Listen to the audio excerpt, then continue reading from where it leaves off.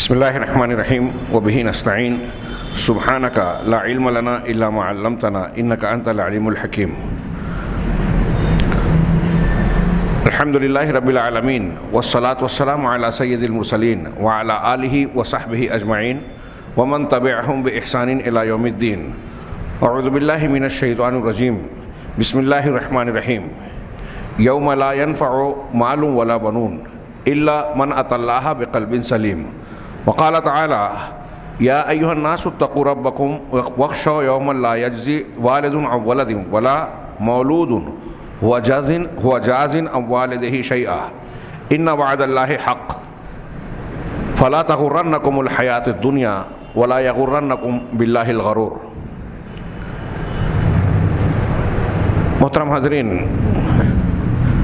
حمد و صلات کے بعد میں نے قرآن کریم کے دو مقام سے اللہ تعالیٰ کا کے ارشاد کے بعض حصے تلاوت کیے. پہلے حصے میں سورہ شعراء کی آیت میں اللہ رب العزت نے ذکر فرمایا کہ یوم لا ينفع مال ولا بنون، قیامت کے دن کا ذکر کیا کہ اس دن کوئی مال اور اولاد انسان کے لیے کام نہیں آئیں گے، کوئی فائدہ نہیں دیں گے. مال و اولاد دنیا میں انسان کے مسائل کے حل کا بہت بڑا سہارا ہوتے ہیں اور پریشانیوں میں ان کے وجود سے سہولتیں پیدا ہونے کا امکان ہوتا ہے. قرآن نے بار بار ذکر کیا کہ قیامت کا دن وہ ہوگا کہ اس دن مال متاع اولاد کچھ بھی کام نہیں آئے گا، کوئی عوض اور معاوضہ فدیہ نہیں لیا جائے گا، کسی کی کوئی اللہ کے سوا مدد نہیں ملے گی. سفارش اور شفاعت ہوگی بھی تو وہ اللہ کا اختیار ہے. صاحب توحید اور صحیح عقیدے والے کے حق میں اللہ تعالیٰ اپنے بعض بندوں کو ان کی تفصیلات کے ساتھ اجازت دے گا، تب وہ کریں گے، ورنہ کوئی کسی کے حق میں سفارش بھی نہیں کر سکے گا. یوم لا ينفع مال ولا بنون الا من اتى اللہ بقلب سلیم، سوائے اس کے مال اور اولاد کوئی فائدہ نہیں دیں گے. ہاں، فائدہ کس کو ملے گا؟ جو اللہ کے پاس قلب سلیم کے ساتھ آئے گا. قلب سلیم بے عیب اور پاک صاف دل. عموماً پاک ہونا بنیادی طور سے ضروری ہے شرک سے، کہ شرک سے پاک دل جو ہوگا وہی اللہ کے پاس آنے والا کامیابی سے ہمکنار ہوگا. اگر شرک کی گندگی سے دل پاک نہیں ہے تو کوئی کسی بھی خاندان کا ہو، دنیا میں کسی بھی نسل اور معیار کا انسان رہا ہو، اس کے لیے وہاں کامیابی اور نجات ممکن ہی نہیں ہے.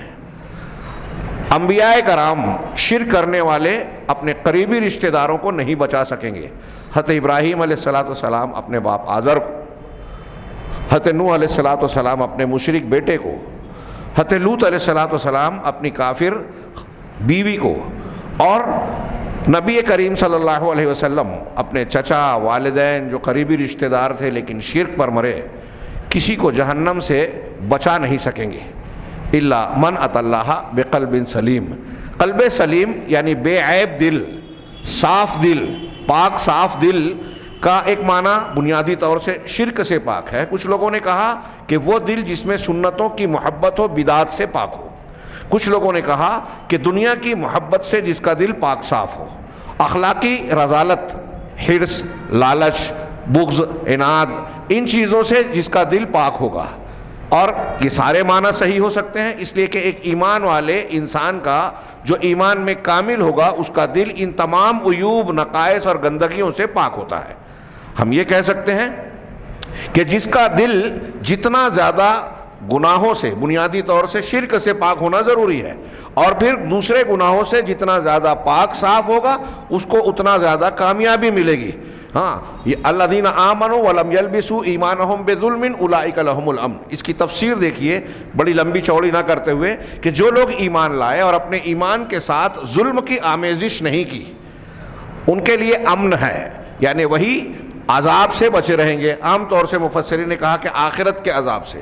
دوسرے معنی لوگوں نے کیا، شیخ ابن عثیمین اور دوسرے مفسرین نے، کہ دنیا کی مصیبتوں اور آخرت میں اللہ تعالیٰ ان کو امن دے گا، تحفظ دے گا، عذاب اور فتنوں سے وہ محفوظ رہیں گے. کون؟ جو ظلم اپنے ایمان کے ساتھ ظلم کی آمیزش نہیں کریں گے۔ اللہ کے نبی صلی اللہ علیہ وسلم سے بخاری شریف کی روایت میں یہ تفسیر مروی ہے کہ یہاں ظلم سے مراد بنیادی طور سے شرک ہے، کہ جو شرک سے محفوظ رہے گا اور ایمان میں شرک کی آمیزش نہیں ہوگی، اس کے لیے امن ہے، اور یہی لوگ ہدایت یافتہ ہیں۔ دنیا میں ہدایت یافتہ، آخرت میں امن سے بہرور ہوں گے، عذاب سے محفوظ رہیں گے۔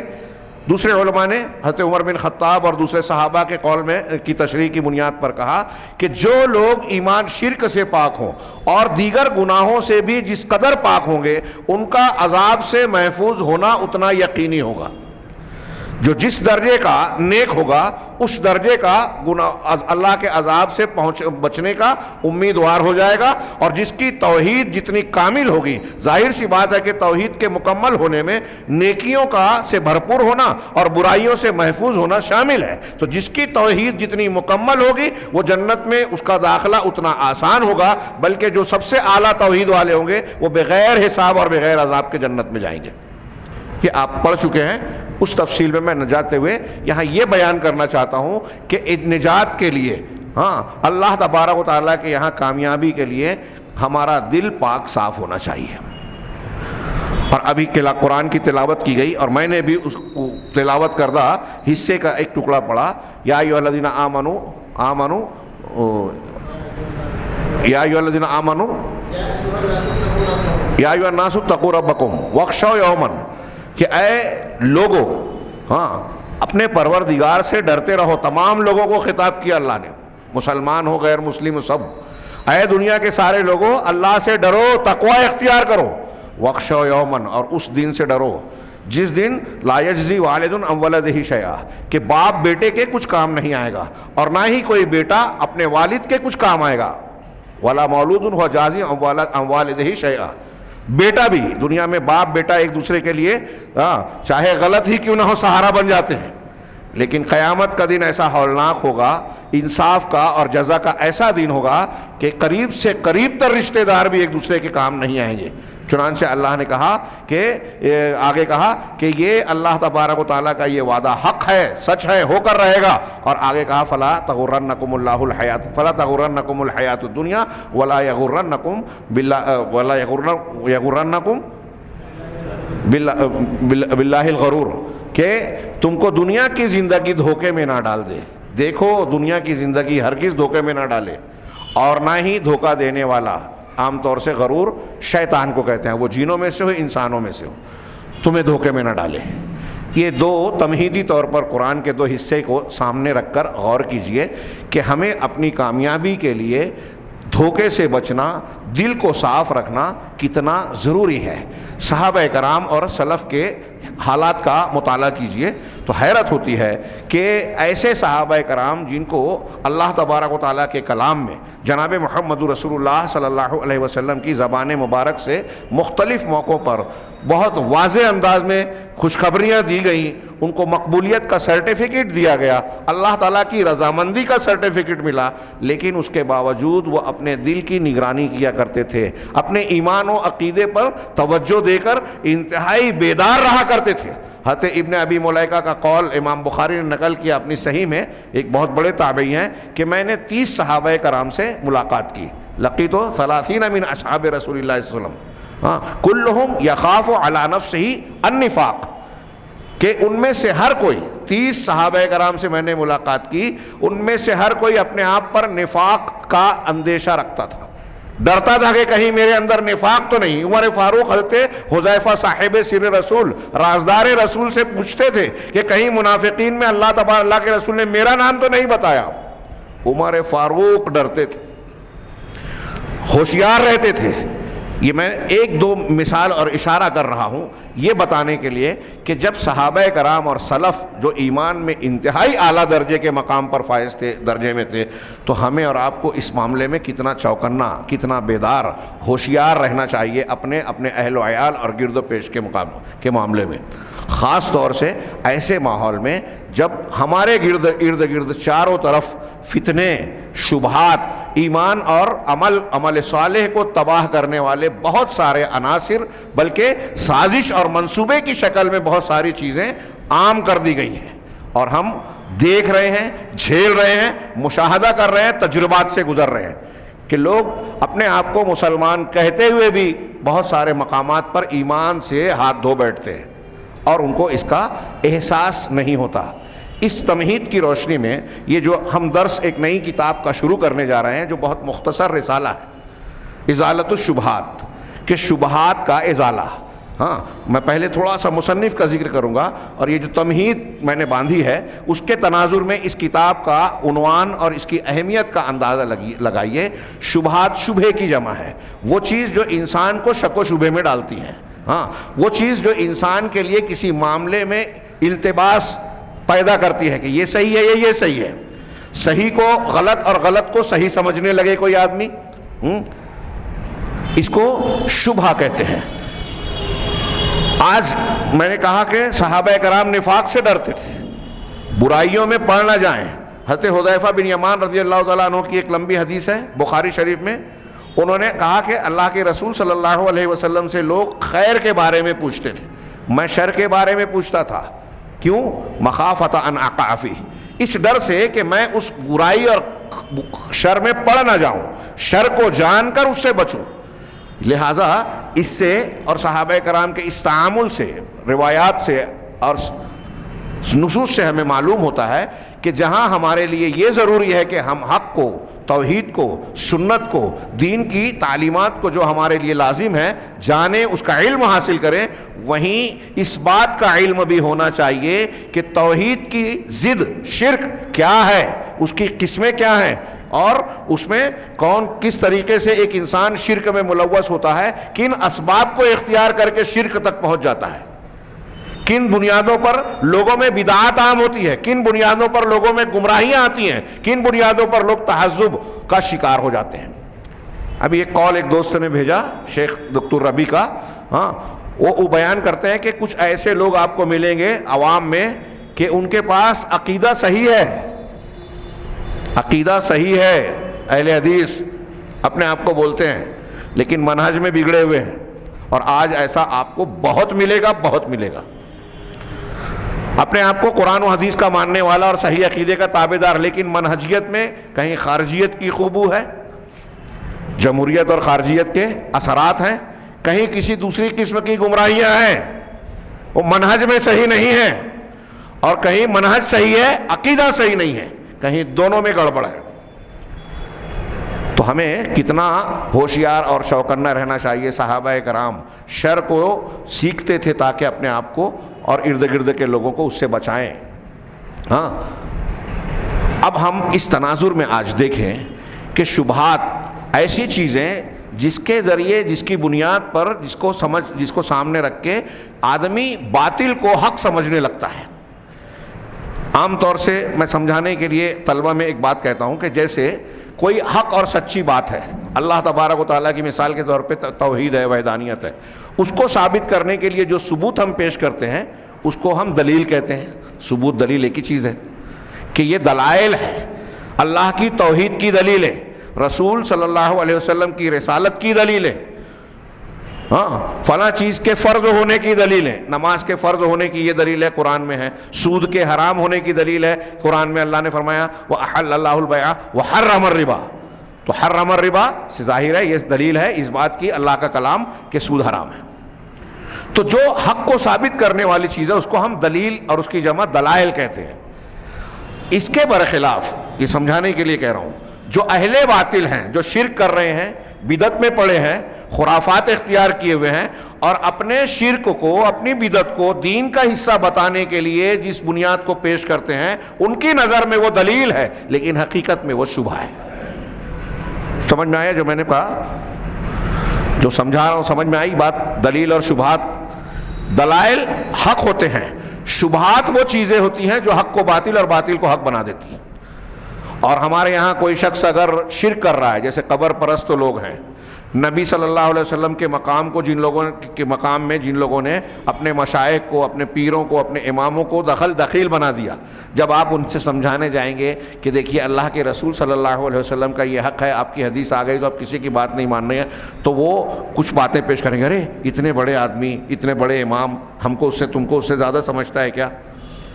ہاں جیسے کفار مکہ قرآن میں جگہ جگہ ہے، ہاں قرآن میں جگہ جگہ ہے کہ جب ان سے کہا جاتا وَإِذَا قِيلَ لَهُمُ اتَّبِعُوا مَا أَنزَلَ اللَّهُ، جب ان سے کہا جاتا کہ وہ اس چیز کی اتباع کرو جو اللہ نے نازل کیا، تو قالوا بل نتبع ما وجدنا علیہ آباءنا، نہیں ہم تو اس کی اتباع کریں گے جو ہم نے اپنے باپ دادا کو کرتے ہوئے پایا، جس چیز پر اپنے باپ دادا کو پایا اس کو مانیں گے، اللہ نے جو نازل کیا اس کو کیسے مان لے میں؟ کیا ہمارے باپ دادا بے وقوف تھے؟ اتنے بزرگ تھے، پرمپرا اور پرتھا چلی آ رہی ہے، تو اب ان کی باتوں کو ہم کیسے چھوڑ دیں میں؟ یہ ان کی باتوں کو چھوڑ کر ما انزل اللہ اور نبی کی بات کو مان لینا، یہ دل میں شبہ تھا کہ یہ کیسے، یہ چھوڑ کے یہ مانیں گے تو یہ تو غلط ہو جائے گا۔ تو ان کو ایسا لگتا تھا۔ جو لوگ یہ کہہ رہے ہیں، آج ہم اور آپ یہاں بیٹھ کر بیان کر رہے ہیں، اللہ تعالیٰ نے ہدایت کی نعمت سے نوازا، عطا فرمائی، تو ہم کو ان کا یہ قول واضح طور پر غلط لگ رہا ہے، لیکن وہ جو کہتے تھے اور آج جو کہہ رہے ہیں یہ بات، باپ دادا سے رسم چلی آ رہی ہے، اس کو کیسے چھوڑ دیں میں؟ اتنے سارے لوگ تقلید کر رہے ہیں تو یہ غلط کیسے ہو سکتی ہے؟ اتنے سارے لوگ پیری مریدی کر رہے ہیں تو یہ غلط کیسے؟ اتنے بڑے بڑے لوگ ہیں، خواب دیکھتے ہیں، پانی میں ہوا پہ چلنے کے واقعات سناتے ہیں، یہ غلط کیسے ہو سکتے ہیں؟ یہ شبہات ہیں، یہ دلیلیں نہیں ہیں۔ اور عوام یا جاہل لوگ اور باطل پرست لوگ ایسی ہی چیزوں کی بنیاد پر باطل کو دین اور حق سمجھ کر پکڑے ہوئے ہیں۔ اچھی طرح سمجھیے، شبہات یہ ہیں جن کی بنیاد پر ایمان بگڑ جاتا ہے۔ آدمی شرک کو برا سمجھ رہا ہے۔ ابھی دیکھیے جتنے بھی مسلمان اپنے آپ کو کہنے والے ہیں، کسی سے آپ کہیے کہ شرک کیا ہے اور شرک کتنا بڑا گناہ ہے، کوئی کہے گا کہ میں شرک کرنا پسند کرتا ہوں۔ سبھی شرک سے نفرت کا مظاہرہ کریں گے، اظہار کریں گے، لیکن آپ ان کے قول میں، عقیدے میں، عمل میں بتائیں گے کہ یہ کام آپ کا شرک ہے تو فوراً کہیں گے نہیں ہم شرک نہیں کرتے۔ یہاں تک کہ جو قبروں کو سجدہ کر رہے ہیں، نظر و نیاز کر رہے ہیں، طواف کر رہے ہیں، کھلا شرک کر رہے ہیں، جب آپ ان سے بھی کہو گے تو وہ کہیں گے کہ ہم ان کو اللہ تھوڑی مانتے ہیں، ان کو ہم اللہ کے برابر نہیں مانتے، ان کو اللہ کے درمیان واسطہ۔ وہی دلیل جو کفار مکہ دیا کرتے تھے، وہی بات جو قوم نوح میں تھی، وہ بھی اپنے بتوں کو اللہ نہیں مانتے تھے، وسیلہ مانتے تھے، اور یہ اللہ کا سے ہم کو قریب کر دیں گے، قرآن نے نقل کیا۔ تو قوم نوح اور قوم کفار مکہ کا جو عقیدہ تھا، آج ہمارے یہاں کچھ لوگ قرآن سے اس کو ثابت کرنے کی کوشش کرتے ہیں کہ دیکھو یہ دین ہے۔ کتنے افسوس کی بات ہے، لیکن یہ افسوس کی بات کہاں سے آئی؟ شبہات کی وجہ سے۔ ایسے شبہات جو ہمارے عقیدے میں، توحید میں شرک اور کفر کی ملاوٹ کر دیتے ہیں اور آدمی کو پتہ بھی نہیں چلتا، یہ کتنے خطرناک ہے سوچئے۔ اور آج ایمان اور اسلام کا دعویٰ کرنے والے، مسلمان کہلانے والے بہت بڑے طبقوں میں، بہت سے مسلک کے ماننے والے لوگوں میں ایسے شبہات عام ہیں۔ ہاں، وسیلہ، شفاعت، اس کو جائز کو، جو جائز ہے شریعت میں جس کی اجازت ہے، اس کو بنیاد بنا کر جو ناجائز ہے اس کو ثابت کرنے کی کوشش کی جاتی ہے۔ نتیجے میں مسلمان بھی کہہ رہے ہیں اپنے آپ کو اللہ تبارک و تعالیٰ کا ماننے والا، قرآن و حدیث کا ماننے والا، رسول سے محبت کرنے والا، لیکن ان سب کے باوجود ان چیزوں کا ارتکاب کرتے ہیں جس کو اللہ نے، رسول نے منع کیا۔ کیوں؟ شبہات کی وجہ سے۔ تو میں یہ عرض کرنا چاہتا ہوں، آج ہم جو اس نئے کتابچے کا آغاز کر رہے ہیں، کتنی اہمیت کی حامل چیز ہے، ہاں، کہ شبہات جو ہیں جس کی وجہ سے ایک آدمی غلط عقیدے میں باطل کو حق اور حق کو باطل سمجھنے لگتا ہے، اس کا ازالہ، کشف الشبہات یہ کتابچے کا نام ہے۔ شبہات کو کشف مانے ہٹانا، ازالہ کرنا، ہاں، کیا ہے؟ ازالۃ الستر والغطاء، جو پردہ پڑا ہے، جو دھند اور غبار پڑا ہے حق پر، شبہات کا، اس کو صاف کرنا، ہٹانا، ازالہ کرنا۔ یہ کتابچہ شیخ محمد بن عبد الوہاب رحمہ اللہ کا ہے، ہاں، بڑی مشہور بھی اور بڑی بدنام شخصیت بھی، ہاں، شیخ محمد بن عبد الوہاب، جن کی طرف نسبت کر کے الزام کے طور پر لوگوں کو، اہل الحدیث کو ایک زمانے سے وہابی کہا جاتا تھا، اور آج انتہا پسندی دہشت گردی کے ساتھ سب سے زیادہ مستشرقین کی طرف سے، غیر مسلموں کی طرف سے، اور خود ان کے چیلے چاپڑے اور متاثر لوگوں میں شبہات کی بنیاد پر، وہ بھی مسلمانوں میں بھی بہت سارے لوگ اہل الحدیث کو وہابی کہتے ہیں۔ ہاں، یہ شیخ محمد بن عبد الوہاب رحمہ اللہ کی شخصیت کے تعلق سے بھی بہت سارے گرد و غبار اور الزامات کے پردے میں ان کو ڈھانک دیا گیا. ان کی شخصیت قابل مطالعہ ہے.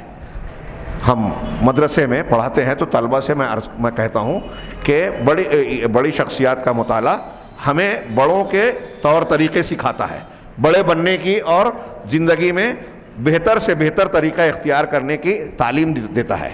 اپنے بڑوں اور تاریخی شخصیات کا مطالعہ ضرور کیجیے. اور علامہ ابن تیمیہ، علامہ ابن قیم، شیخ محمد بن عبد الوہاب جن کو شیخ الاسلام علامہ ابن تیمیہ، ان کو بھی شیخ الاسلام بجا طور پر کہا جاتا ہے. ان کی ولادت عیینہ شہر میں، یہ جو نجد اور حجاز کا علاقہ ہے، یہ وہ نجد نہیں ہے جس کی اللہ کے رسول نے مذمت کی تھی. ہاں، فتنہ نجد کی طرف سے اٹھے گا. ہمارے یہاں بریلوی حضرات اس پر خوب کہتے ہیں کہ نجدی فتنہ.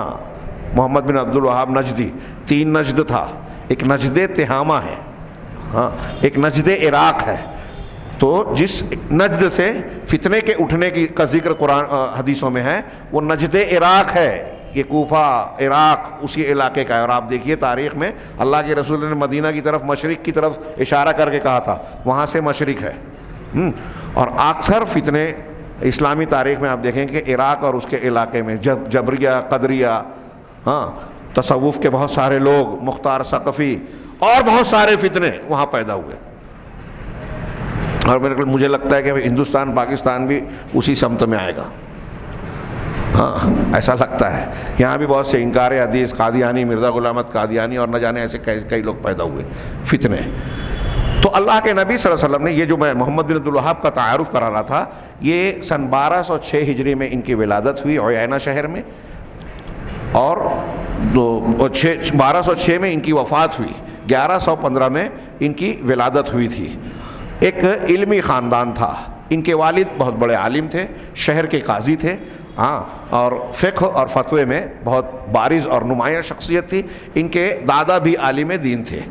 اپنے والدین سے بھی تعلیم حاصل کی، اور جیسے جیسے عمر بڑھتی گئی اپنے شہر اور شہر سے باہر کئی علاقوں کا سفر بھی کیا، مکہ، مدینہ، یہاں تک کہ بغداد بھی گئے علم کو حاصل کرنے کے لیے. یہ ایک روایت رہی ہے اہل علم سے، بڑے بڑے مشائخ کے پاس جا کے ان کے سامنے زانو تلمذ طے کرنا اور ان سے استفادہ کرنا.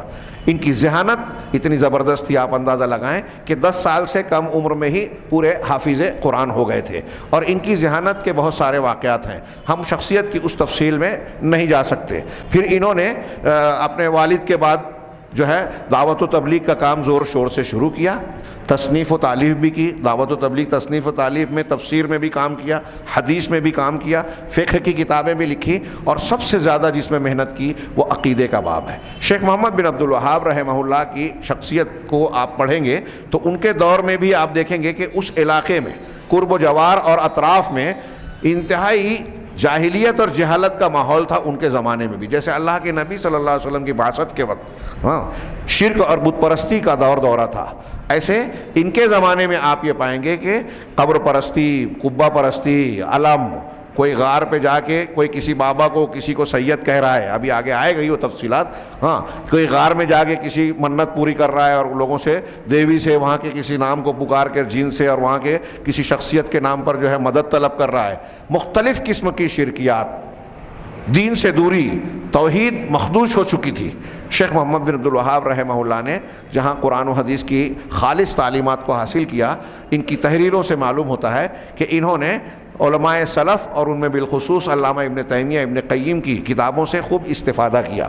اور انہوں نے قلم سے، زبان سے اور لوگوں کی افہام و تفہیم ہر اعتبار سے دروس کے ذریعے سے خوب محنت کی. اور آل سعود نے سے ان کا تعاون ملا. ان کی زندگی میں جو نشیب و فراز آئے، ان کو جو ستایا گیا، شہر بدر کیا گیا، تکلیفیں دی گئی، اس میں دعات کے لیے بہت بڑا نمونہ ہے، بہت بڑا نمونہ. اور شیخ محمد بن عبد الوہاب رحمہ اللہ کی دعوت اتنی کارگر اور بار آور ہوئی جس کا اندازہ نہیں لگایا جا سکتا. انہوں نے بہت سی کتابیں لکھی، خاص طور سے عقیدے میں، جیسا کہ میں نے عرض کیا. اور جیسے یہ کشف الشبہات ہم پڑھ کے اس سلسلے میں عقیدے کے خراب ہونے کی بنیاد جو بنتے ہیں شبہات، ایسے بہت سارے شبہات کا بہت پیارا، مدلل اور روایات کے اعتبار سے جواب دیا، یعنی دلائل کے ساتھ میں. ہاں اس میں ان کی جو کتاب بعض اہل علم کا بیان ہے کہ پوری تاریخ میں توحید اور عقیدے سے متعلق کتاب التوحید جو شیخ محمد بن عبد الوہاب کی ہے وہ اپنے آپ میں اپنے موضوع میں بے مثال کتاب ہے. کتاب التوحید الذی هو حق اللہ علی العبید، یہ پورا نام ہے اس کا. کتاب التوحید، توحید کی کتاب جو بندوں اللہ پر بندوں کا حق ہے، اس میں توحید الوہیت کو ثابت کیا. اس کا اسلوب اور طریقہ آپ دیکھیں کہ نصوص قرآن و حدیث کو صرف اختیار کیا اور فیہ مسائل کہہ کے اس سبق سے عنوان قائم کیا. قرآن کی آیتیں، حدیثیں، بہت شاذ و نادر سلف کچھ اقوال نقل کیے، باقی اس کے بعد اس سے ہم کو کیا مسائل معلوم ہو رہے ہیں.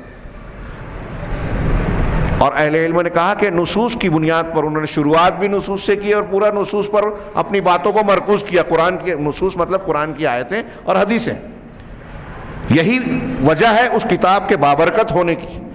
اور یہ کتاب اتنی مقبولی پورے عالم اسلام میں، قرآن و حدیث کے بعد عقائد کی اصلاح کے سلسلے میں اگر چند کتابوں کو منتخب کیا جائے جس سے لوگوں کے عقائد کی اصلاح ہوئی تو اس میں کتاب التوحید محمد بن عبد الوہاب کی ان میں سے ایک نمایاں نام ہوگا ہندوستان پاکستان میں.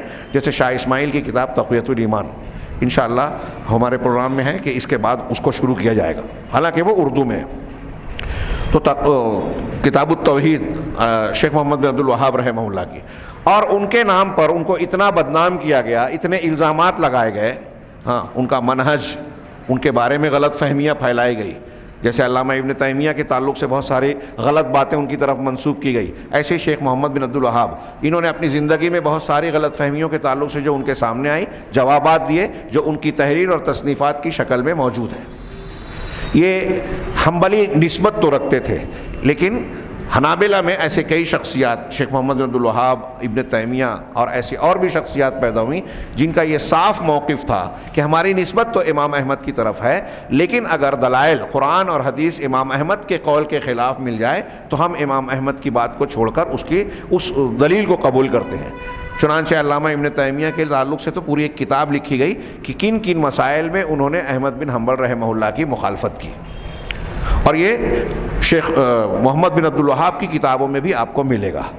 محمد بن عبد الوہاب رحمہ اللہ کی دعوت اور تبلیغ کے اثرات پورے عالم اسلام میں مرتب ہوئے، پورے عالم اسلام میں. آپ اس کا اندازہ لگا سکتے ہیں کہ محمد بن عبد الوہاب رحمہ اللہ کے متعلق مسلمانوں سے زیادہ غیر مسلموں نے ان کے تعلق سے لکھا. انہوں نے بھی لکھا، انہوں نے بھی لکھا، اور مخالفت میں بہت سارے لوگوں نے لکھا غیر مسلموں نے. اور 1857 میں ہندوستان میں جو انگریزوں کے خلاف عمومی بغاوت ہوئی، جس کو وہ لوگ غدر کہتے ہیں لیکن حقیقت میں وہ تحریک آزادی کا حصہ تھی. ہندوستان میں عام طور سے نصابی تعلیم میں اسی کو تحریک آزادی کا آغاز کہتے ہیں، لیکن ہم یہ جانتے ہیں، مانتے ہیں، اور تاریخی شواہد اس پر دلیل ہے کہ یہ بیچ کا حصہ تھا، آغاز نہیں تھا. اس سے بہت پہلے ہندوستان کے اہل الحدیث اس میدان میں تھے، اور شاہ اسماعیل اور سید احمد کے زمانے میں اہل الحدیث کے ساتھ حنفی حضرات بھی تھے جو موجودہ دیوبند کے ارباب دیوبند سے قدرے مختلف اور اہل الحدیث سے بہت قریب تھے. یہ ایک اپنی جگہ ایک تفصیل. لیکن 1857 میں جب کیا نام تھا اس کا، ولیم ہنٹر سے انگریزی حکومت نے کہا کہ اسباب بغاوت کا پتہ لگایا جائے، تو اس نے جو اپنی رپورٹ پیش کی اس میں کہا کہ ہمیں ہندوستان میں اپنی حکومت، ہمارے انگریزی سامراج کو خطرہ ہے تو وہابیوں سے خطرہ ہے. لفظ وہابی انگریزوں نے نام دیا. کیوں دیا؟ اس لیے کہ محمد بن عبد الوہاب کے تعلق سے بہت ساری غلط فہمیاں پھیلائی گئی تھی عالم اسلام میں. یہاں ان کے تعلق سے بڑی نفرت پائی جاتی تھی، ان کے تعلق سے بہت غلط سلط باتیں مشہور تھی. تو انگریزوں نے یہ کیا کہ جب لوگوں کو ان کو وہابی کہا جائے گا تو عام مسلمان ان سے نفرت کریں گے، ان سے دور ہو جائیں گے. اسی تناظر میں محمد حسین بٹالوی رحمہ اللہ، انہوں نے انگریزی عدالت میں کیس ڈالا کہ ہم وہابی نہیں ہیں، ہم اہل الحدیث ہیں، اور کیس جیتا. میں اکثر یہ بیان کرتا ہوں، اسی کا حوالہ دے کے جب انگریزی جج نے یہ فیصلہ دیا کہ ہاں یہ اہل حدیث ہیں، وہابی نہیں ہیں، تو ہمارے ہاں اہل حدیث کے مخالفین اس کو بنیاد بنا کر کہنے لگتا ہے کہ دیکھو انگریزوں نے ان کا نام اہل حدیث رکھا، اس سے پہلے اہل حدیث نہیں تھے. کتنی بڑی ظلم کی بات ہے. انگریزوں نے یہ نام دیا، کہتے ہیں انگریزوں نے وہابی دیا تھا اور ہم نے مقدمہ لڑا تھا. اور جو شیخ محمد حسین بٹالوی نے یہ مقدمہ لڑا تھا اس کی وجہ یہ تھی کہ جب ولیم ہنٹر کی رپورٹ آئی تو اس کے بعد پورے ملک میں اہل حدیثوں کی پکڑ دھکڑ، قتل و غارت گری، سزائیں، پھانسی پہ چڑھانا، کالے پانی کی سزا دینا، یہ بالکل کامن ہو گیا۔ ڈاکٹر تارا چند ایک غیر مسلم مورخ لکھتا ہے کہ پورے ہندوستان میں 5 لاکھ وہابیوں کو قتل کیا گیا، 5 لاکھ صرف بنگال میں، غیر منقسم بنگال، صرف بنگال میں 1 لاکھ اہل حدیثوں کو مارا گیا۔ تو عرض یہ کرنا ہے، مولانا ابو الحسن علی میاں ندوی رحمہ اللہ، مولانا ابوالکلام آزاد رحمہ اللہ اور ایسے بڑے بڑے علماء، ان کی تحریروں میں آپ پائیں گے کہ انگریزوں نے جو مجاہدین آزادی اہل الحدیث کو وہابی کہا تو یہ نفرت دلانے کے لیے، اور اتنا مشہور کیا گیا کہ وہابی اور باغی یہ دونوں مترادف مانا جانے لگا، یعنی وہابی کسی کو کہے مطلب باغی۔ ہاں، جیسے آج کل غیر مولانا طور پہ چلتا ہے نا، اگر کوئی لیڈر یہ بیان دیتا ہے کہ فلاں واقعہ ہوا، اس میں لگتا ہے کہ دہشت گردی ہے، تو یہ لفظ استعمال ہوا تو اس کا مطلب میڈیا کے لوگوں کو، گورنمنٹ کے لوگوں کو، پولیس والوں کو یہ میسج دیا جا رہا ہے کہ مسلمانوں کو پکڑو، ان پہ الزام ڈالو۔ اتنا عام کر دیا گیا ہے،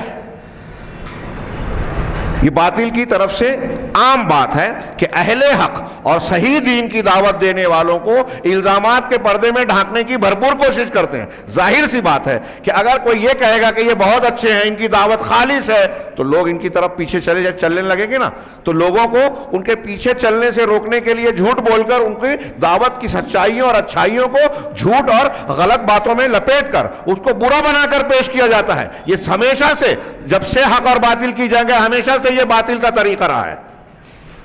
لیکن اس کے باوجود، تھوڑی بات میری لمبی ہو گئی، اصل کتاب پر آنے سے پہلے وقت ختم ہو رہا ہے۔ میں اس سے پہلے یہ کہہ رہا ہوں کہ لیکن یہ سارے معاملے میں اگر آپ غور کریں، شیخ محمد بن عبد الوہاب رحمہ اللہ کی دعوت کا نتیجہ اور اس کا حاصل، ان کے الزامات، ان کے تعلق سے نسبت جو کی گئی ہے بہت سارے واقعات اور معاملات کی، اس کا موقع نہیں ہے کہ میں اس کو پیش کروں اور گفتگو کروں۔ میں کہوں گا کہ ان کے تعلق سے ضرور ایک کتابوں کا مطالعہ کیا جائے۔ اب تو کافی کچھ مواد آ چکا ہے، ہاں، کافی کچھ ان کی خدمات لی، لیکن میں آج یہ کہنا چاہتا ہوں کہ مملکت سعودی عربیہ دنیا میں جتنے مسلمان دشمن عناصر ہیں، ہاں، جتنے مسلم دشمن عناصر ہیں، سب کو سب سے زیادہ کھٹکتا ہے سعودی عرب، اور جو مسلم دشمنوں کو کھٹکتا ہے وہ بہت سارے مسلمانوں کو بھی، اسلام پسندوں کو بھی کھٹکتا ہے۔ تو بتائیے کہ ان کا تال میل کن سے ملتا ہے؟ جتنے بدعتی ہیں وہ اہل توحید اور اہل سنت اہل الحدیث سے ضرور چڑھتے ہیں پوری تاریخ میں۔ جیسے روافض نے ہمیشہ مسلمانوں کو نقصان پہنچایا، ایسے اہل بدعت اہل سنت کے ہمیشہ مخالف رہے ہیں۔ اب کوئی واقعہ، کوئی خبر سعودی کے خلاف آتی ہے اور ہمارے یہاں شور ہنگامہ مچایا جاتا ہے تو وہاں دکھاوا وہ خبر کا ہوتا ہے، حقیقت میں وہ چھپا ہوا بغض اور اناد، منہج، مسلک اور عقیدے کا اختلاف ہے۔ ورنہ وہی بات جو سعودی عرب میں ہوتی ہے، اگر وہی ترکی میں ہو، وہی ایران میں ہو، وہی قطر میں ہو تو خاموشی، کوئی کچھ نہیں بولتا۔ اس سے پتہ چلا کہ جنگ جو ہے، لڑائی جو ہے، اصولوں یا اعمال یا صحیح اور غلط کی بنیاد پر نہیں ہے۔ دل میں جو نفرت اور بغض ہے اہل حق کے خلاف، اس کی بنیاد پر اہل حق کی برائیاں تلاش کی جاتی ہے، وہ سچی ہو یا جھوٹی، اس کو خوب پھیلایا جاتا ہے۔ یہ آج ہم دیکھ رہے ہیں۔ لیکن اس کے باوجود آج جو مملکت سعودی عربیہ کے بہت سارے کارناموں میں جو موٹی کتاب میں آئے گا، 2-3 کا میں صرف ذکر کروں۔ ہاں، آپ اگر وہاں کا ماحول دیکھیں، پڑھیں، انٹرنیٹ کا زمانہ ہے، کوئی دور نہیں ہے، آپ کے رشتے تعلقات میں ایسے لوگ مل جائیں گے جو وہاں کام کرتے ہیں، تو وہاں شخصیتوں میں، اشخاص میں، حکومت کے افراد میں شخصی خرابی ضرور ہوگی، لیکن عمومی طور سے آپ دیکھیں گے کہ وہاں شرک اور بدعت نہیں ملے گی۔ یہ کوئی چھوٹی بات ہے؟ دنیا کا کوئی ایک مسلم ملک بتائیے، سعودی اور کویت کے علاوہ، پاکستان ہو، ایران ہو، ایران میں تو حج کی بجائے ابو لولو فیروز مجوسی اور دوسرے اہل بیت کے نام پہ ایسے مزارات اور مشاہد بنائے گئے جہاں لوگ حج کرنے جاتے ہیں، یہ لوگوں کو پتہ بھی نہیں چلتا، لوگ بتاتے بھی نہیں ہیں۔ ہاں، ترکی اور دوسری جگہوں کے حکمرانوں کو، جن کو امیر المومنین بنا کر پیش کرنے کی کوشش کی جاتی ہے، وہ اپنی انتخابی مہم کا آغاز کرتے ہیں جا کے قبر سے۔ قرآن کی 2 آیت کی تلاوت کی تو ان کو بڑا اسلام پسند بنا کر پیش کیا جاتا ہے، لیکن ان کے ہاں شرک ہے، ان کے ہاں تصوف ہے اور دوسری گندگیاں ہیں، یہاں خاموشی اختیار کر لی جاتی ہے۔ ایک صرف یہ خوبی دیکھیے سعودی عرب میں، آپ کو وہاں شرک بدعت نہیں ملے گا۔ اس پر بڑی مخالفتیں ہوتی ہیں بدعت اور خرافات سے روکنے پر۔ پھر ان کے جو خیرات اور نیکیاں ہیں اس میں دو تین صرف یہ دیکھیں کہ سعودی عرب کی یونیورسٹیوں میں یہ جو وہاں تعلیم کا سلسلہ ہے دین سکھانے کا، اور خاص طور سے اس میں عقیدے کو اہمیت دی جاتی ہے، شیخ محمد بن عبد الوہاب کی دعوتی تحریک کی برکت ہے جو پوری دنیا میں اس کے نتائج ہم کو نظر آتے ہیں۔ اخلاص اور صحیح منہج کی جو دعوت ہوگی، محمد بن عبد الوہاب رحمہ اللہ کی جو دینی دعوت ہے، وہ جس کو آج سب سے زیادہ جو یورپ والوں کو کھٹکتی ہے اور آج اقوام متحدہ میں کہتے ہیں وہابیوں سے خطرہ ہے، ان کو پتہ ہے کہ ہم کو خطرہ اس سے ہے، ان کے پاس خالص دین ہے۔ تو میں عرض کر رہا ہوں کہ پوری دنیا میں آپ اس کے اچھے نتائج دیکھیں گے، صحیح عقیدے کے، صحیح منہج کے، سب سے زیادہ معتدل، سب سے زیادہ سلجھے ہوئے، قرآن و حدیث کو عقیدے میں منہج میں اختیار کرنے والے جو لوگ نظر آئیں گے، آپ کو اس دعوت کی برکت نظر آئے گی۔ دنیا میں ایک چیز لکھ لیں، دنیا کے بہت سارے کام ہو رہے ہیں، فلاں جماعت، فلاں تنظیم، فلاں فکر، اور ہمارے نوجوان متاثر ہو جاتے ہیں، اس کے پیچھے بھاگنے لگتے ہیں۔ ہاں، کوئی خلافت کا نعرہ بلند کر رہا ہے، کوئی اسلام کو سیاسی ڈھانچے میں دیکھ رہا ہے۔ ہمارے نوجوان آج کل جوش اور جذباتی بنیاد پر وہ قرآن و حدیث کے منہج کو چھوڑ کر جمہوریت اور جدیدیت کے قالب میں جو کچھ لوگ اعلی کار بن کے قرآن و حدیث کے منہج سے ہٹ کے کچھ چیز پیش کرتے ہیں، اس کے پیچھے بھاگنے لگتے ہیں۔ یہاں تک کہ اہل حدیث بھی، جو میں نے ابھی شیخ ربیع کا قول نقل کیا کہ بہت سارے آج ہمارے نوجوان اور لوگ ہیں جن کے پاس عقیدہ صحیح ہے، منہج غلط ہے، نتیجے میں عقیدہ بھی بگڑ جاتا ہے بعد میں۔ تو اپنے منہج اور عقیدے کی حفاظت کریں۔ تو میں عرض کر رہا تھا کہ آپ دیکھیں گے شیخ محمد بن عبد الوہاب رحمہ اللہ کی دعوت کی برکت سعودی مملکہ میں پوری دنیا کے مسلمان، جہاں جہاں مسلمان ملک ہے، میں ایسا جانتا سمجھتا ہوں، ایک آدھ استثناء ہوگا تو واللہ عالم، کوئی ملک ایسا نہیں ہے جہاں کا بچہ سعودی عرب میں تعلیم نہ حاصل کرتا ہو۔ کوئی ملک سعودی کے خرچ پر آمد و رفت کا خرچہ، رہائش کا خرچہ، کھانے پینے کا ماہانہ مکافہ دیا جاتا ہے، اور اس میں جو آگے جاتا ہے پی ایچ ڈی کرتا ہے ڈاکٹر، اس کو اور سہولیات دی جاتی ہیں۔ صرف اس کا بجٹ نکالیے کہ گورنمنٹ کو کتنا خرچہ آتا ہوگا ایک بچے پر۔ ہندوستان پاکستان کا ایک بچہ گیا، 4 سال 5 سال، اور جو پی ایچ ڈی کرتے ہیں وہ 20 سال وہاں رہتے ہیں، پڑھتے ہیں، ماہانہ ان کو جو مکافہ، ان کے اخراجات، ان کو فلیٹ اور رہائش کے انتظامات دے رہے ہیں، کتنا ہوتا ہوگا ایک بچے کا؟ پوری دنیا کے طلبہ پڑھتے ہیں۔ چھوٹی بات ہے؟ اس کی کیا نیت ہے؟ اس سے اس کو کیا فائدہ ہو رہا ہے؟ کون سا سیاسی فائدہ حاصل کر رہا ہے؟ اس کے مقابلے میں کوئی مسلم ملک اس طرح کا کر رہا ہے عمل؟ کتنی بھی دولت ملی ہو، قرآن جس طرح ایک یہ عمل پوری دنیا کی زندہ زبانوں میں کوشش کر کے اکیلے سعودی عرب نے قرآن کے جو تراجم کیے، معیاری انداز میں چھاپا اور مفت تقسیم کیا جاتا ہے پوری دنیا میں۔ اور کس کس موقع پر؟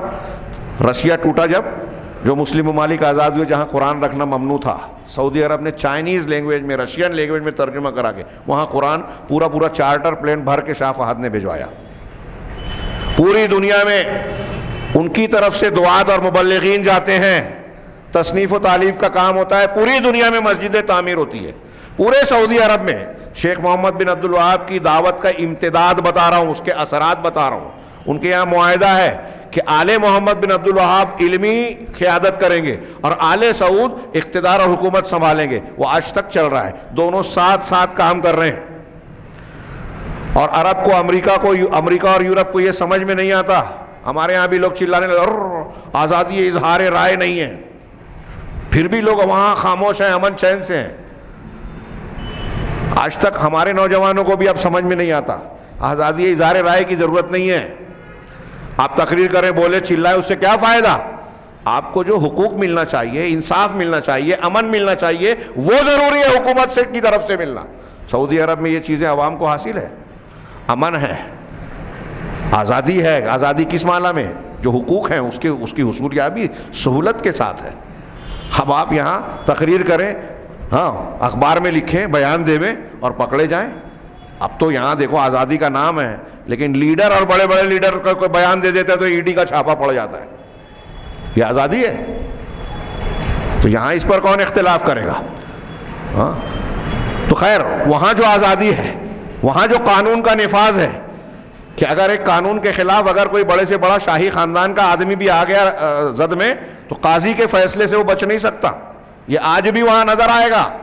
اور یہاں طاقتور آدمی رہتا ہے ہاں تو دھماکہ کرنے والے جو ہے ممبر پارلیمنٹ بن گئے، ضمانت حاصل کر لی ممبر پارلیمنٹ، اور جن لوگوں نے احتجاج کیا ان کو گرفتار کر کے ڈال دیا NRC کے ٹائم پہ، تو ابھی تک ان کی ضمانت بھی نہیں ہو سکی، مہینوں سے، سال سے اوپر ہو گیا۔ ایک صحافی جو جاتا ہے کیرلا سے جو ہے دلی، اس کو اوپر الزام ڈال کے اندر کر دیا، آج تک اس کی ضمانت نہیں ہو سکی، اور جو مسلمانوں کے خون بہانے کی بات کرتا ہے اس کی ضمانت ہو جاتی ہے۔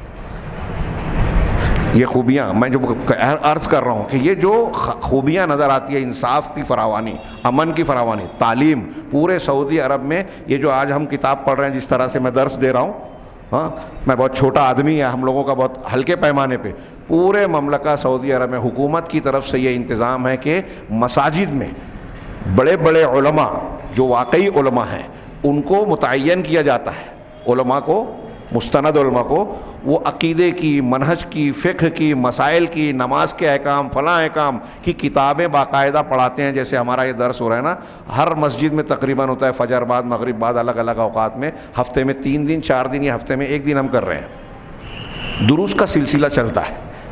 اور صرف مکہ مدینہ حرمین میں، جس وقت میں عمرے کے لیے گیا تھا وہاں میں نے معلوم کیا تھا تو پتہ چلا تھا کہ صرف مسجد نبوی میں 19,000 بچے پڑھتے تھے، مسجد نبوی میں 19,000 بچے جو الگ الگ موقعوں پر اکٹھا ہوتے تھے، الگ الگ اساتذہ کے پاس۔ اس میں حفظ قرآن، تجوید قرآن، قرآن کی تصحیح، اس کے علاوہ عقائد، منہج کے الگ الگ جو دروس ہوتے ہیں اور حلقے ہوتے ہیں، سب الگ الگ ہیں۔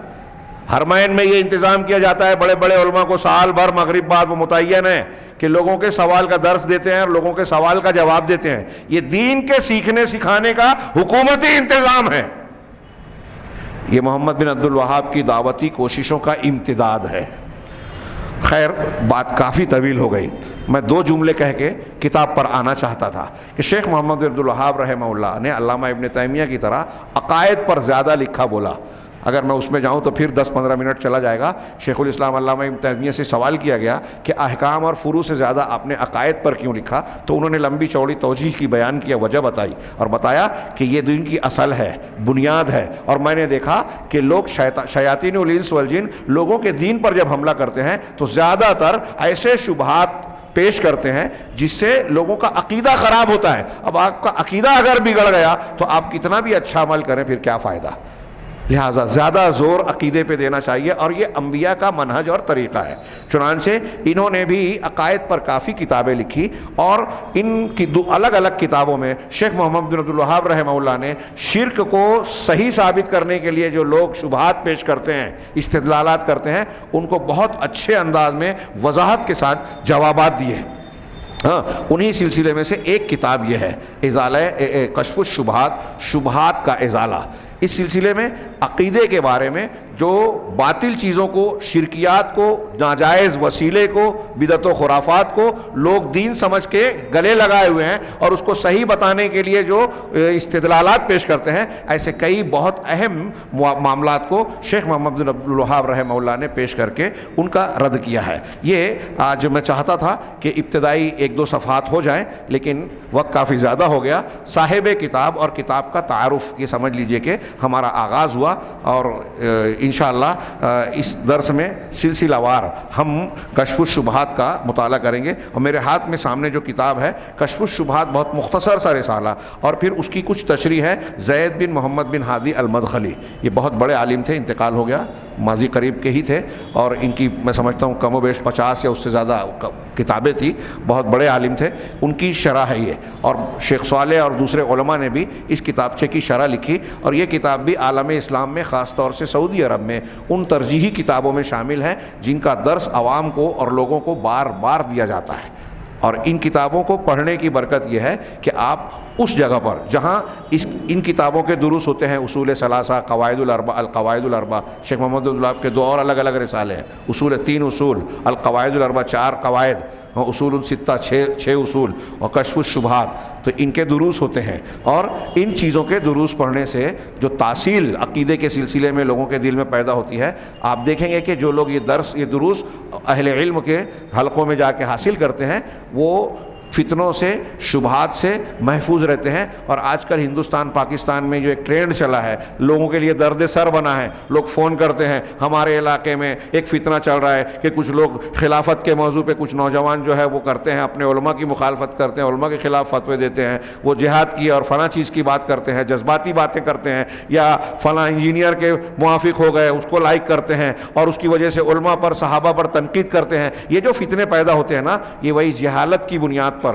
منہج اور عقیدے کی صحیح تعلیم نہ ہونے کی بنیاد پر۔ لہٰذا آج کے درس میں سمجھ لیجئے کہ جو تھوڑی سی تعارفی بات ہوئی، آپ اتنا سمجھیے کہ ہمارے لیے بہت ضروری ہے کہ حق کے معاملے میں جو شبہات ہمارے درمیان پھیلا کر غلط چیزوں کو صحیح بتایا جاتا ہے، اس کو بھی جاننا بہت ضروری ہے، تاکہ ہم اپنے عقیدے کی حفاظت کر سکیں، ایمان کی حفاظت کر سکیں، اور قیامت کے دن بے عیب دل کے ساتھ اللہ کے جناب میں حاضر ہو سکیں۔ یوم لا ينفع مال ولا بنون، اس دن کوئی مال اور اولاد کام نہیں آئیں گے، فائدہ نہیں دیں گے، الا من اتى اللہ بقلب سلیم، سوائے اس شخص کے جو بے عیب صاف ستھرا دل لے کر اللہ کے جناب میں حاضر ہوگا۔ اللہ تعالیٰ سے دعا ہے کہ وہ ہمیں صاحب قلب سلیم بنائے اور اس کی بنیاد پر دنیا اور آخرت میں کامیاب فرمائے۔ وآخر دعوانا ان الحمد للہ رب العالمین، وصلی اللہ علی نبینا محمد۔